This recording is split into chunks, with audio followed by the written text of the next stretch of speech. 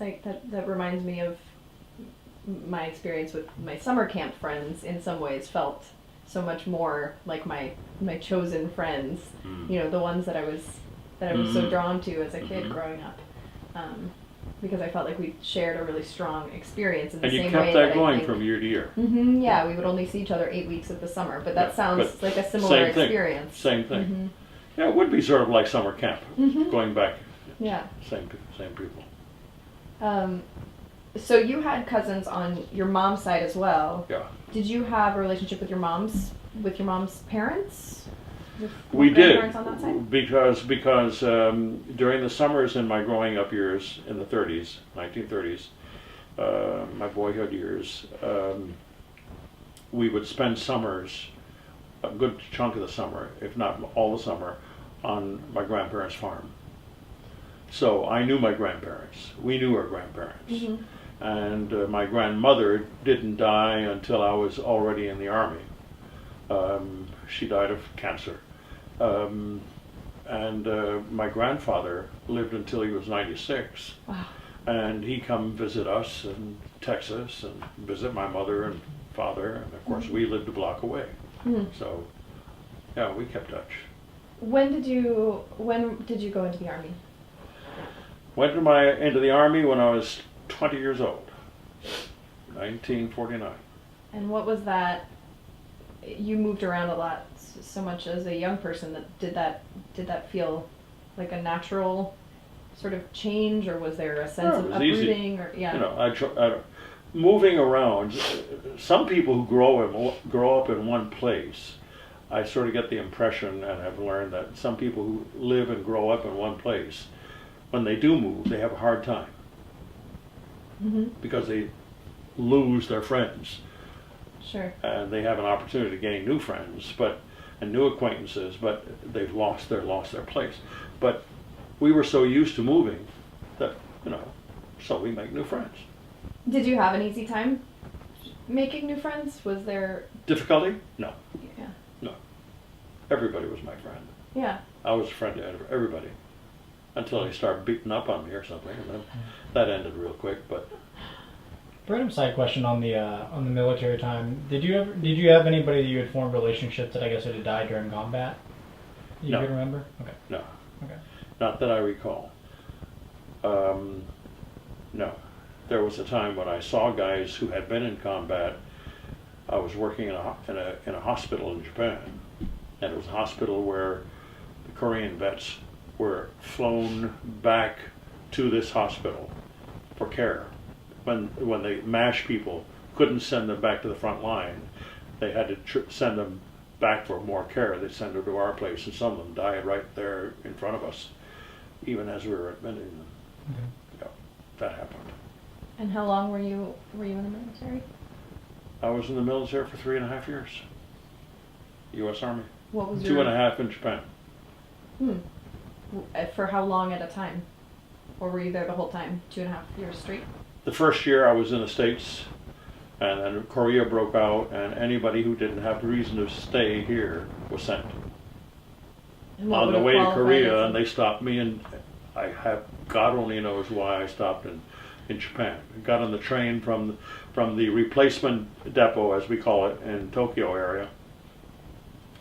Everybody there during the beginning of the Korean War was put on a train to the southernmost place in Japan, Sasebo, where the ship would take them over to Korea. They put me on that train. I thought, I'm on my way to Korea.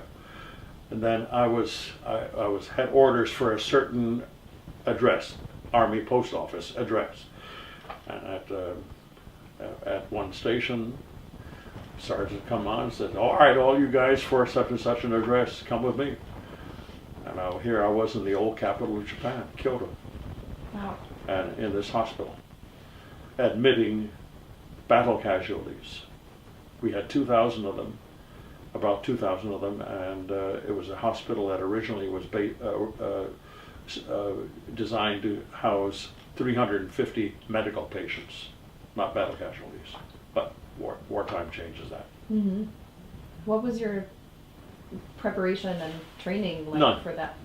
I had had all of the military hardware, light artillery, heavy or light arms, machine gun, all of that. I'd gone to officer candidate school. I managed to get out before I graduated, so I wasn't one of those lieutenants that gets in front of guys and says, "Come on, follow me." And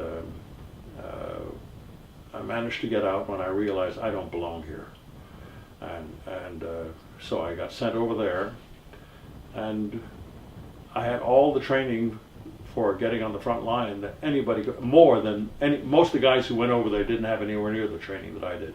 And yet, what do? They make me what they call a clerk, general in an army hospital behind the So lines. you just have to do whatever needs to be done. It's called Go Figure. It's the U.S. Army. Wasn't it during the time of, I guess, during your military stay that you didn't meet Sherry?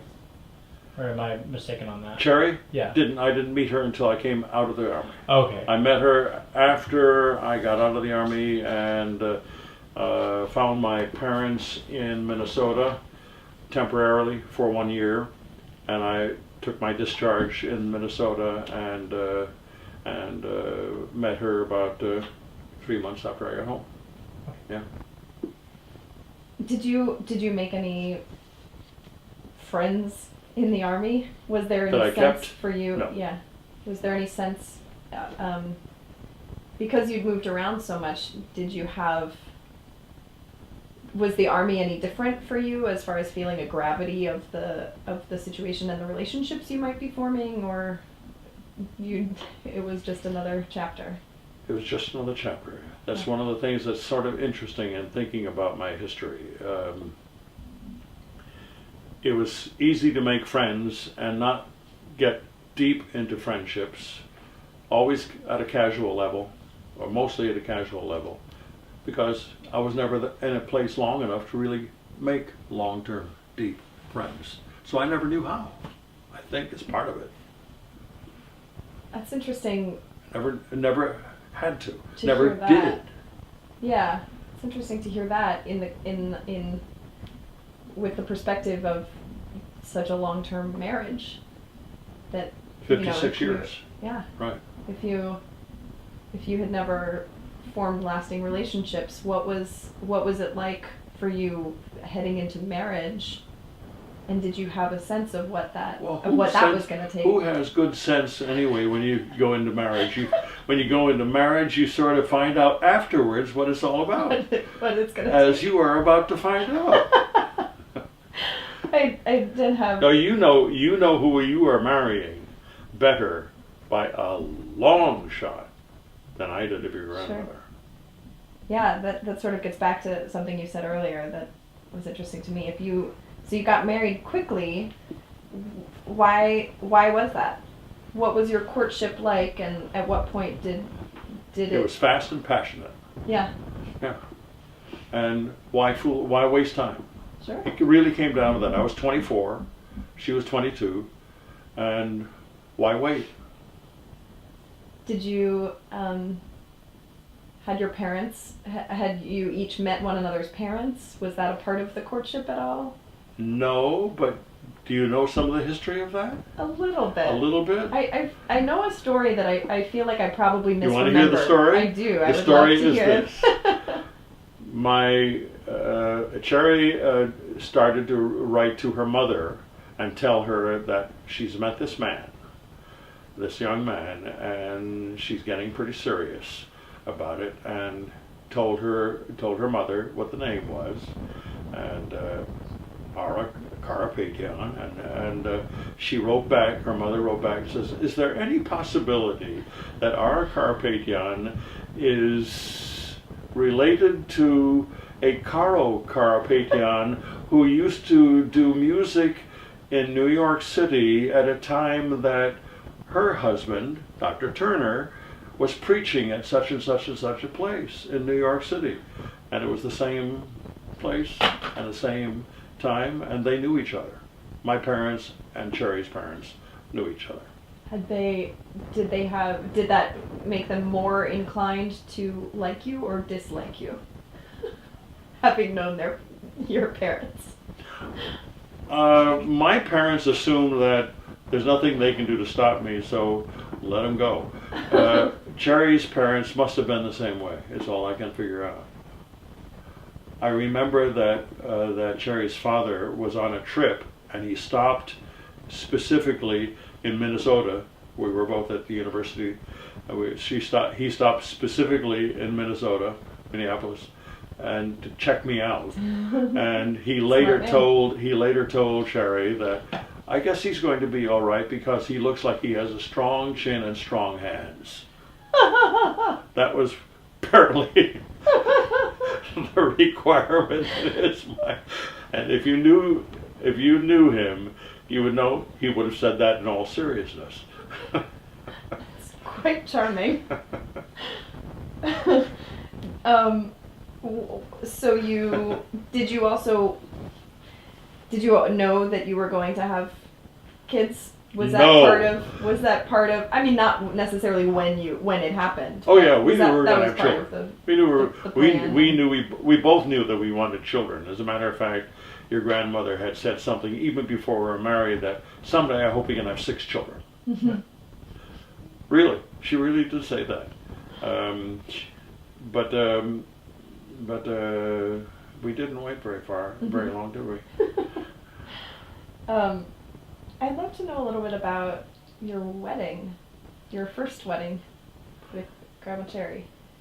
I know that the traditions were probably quite different then. They were. What was the event like? All of Cherry's friends at that time were at the University of Minnesota. Mm-hmm. She was a senior, and she was just graduating, getting ready she finished everything, a couple of incompletes that summer before we were married. Mm-hmm. And I had a bunch to finish yet, but all her friends were there, and I had made whatever acquaintances that I'd been able to make in Minnesota already. And she decided she did not want the hoopla of a big wedding, which if she did it in Minnesota, she would have had to have all her friends there. She didn't want to do that. Her parents were at a campground where her father was the spiritual leader in a religious campground just outside of Boston at that time. And so Cherry arranged that we will be married outdoors in the morning in the campground. So we were. We were married at 8:30 in the morning. Sunrise wedding. Unheard of in those days. Yeah. Was there family? Were there any friends present? There were about 15 people there. Mm-hmm. Yeah. She had one friend, and we had my parents had one friend with them, 1 or 2 friends. That's it. And Cherry's brother was there. Mm-hmm. Cherry's sister couldn't get there. Oh wow. Yeah. And she was close with her sister. She had been kind of close. Yeah. She was closer later than she was at that time. Interesting. Yeah. Huh. At that time, the sisterhood, the relation was that her brother and her sister were very, very close. Mm-hmm. And she was the last one. She was third. Mm-hmm. And she always felt like a third wheel. Hmm. But later on, she and her sister got closer. Close. Yeah. Did you have a relationship with Cherry's parents or family? Yeah, we loved them dearly. And Cherry's mother and my mother were born about a week apart. Wow. In January of 1900. Wow. So they became like, as they said, like 2 peas in the same pod. Mm-hmm. They were very, very close. Cherry's father was 14 years older, and he had already had 1 wife and children by his first wife who died. Mm-hmm. And then he remarried and married Cherry's mother. And so we were very close to both of them for a long, long, long time, and they would visit us and in Dallas, and we had some incredible memories. Wow. Yeah. So what was the geographic, when you two were married, where were your parents? My parents were when we were married, they were in Minnesota. They were just finishing in Minnesota and getting ready to move to Dallas, Oh, okay. where they spent the rest of their life. And Sherry's parents. Cherry's parents, being missionaries, were moving here or there at one time or another, and after he finished his stint at that as a leader in that spiritual campground, he was elected to be the president of the church body of which he was a part, called the Christian Missionary Alliance. And he went, and their office, their headquarters, was in New York City, and he went and lived in New York City for many, many years before they finally retired. Long years after that, in Indiana.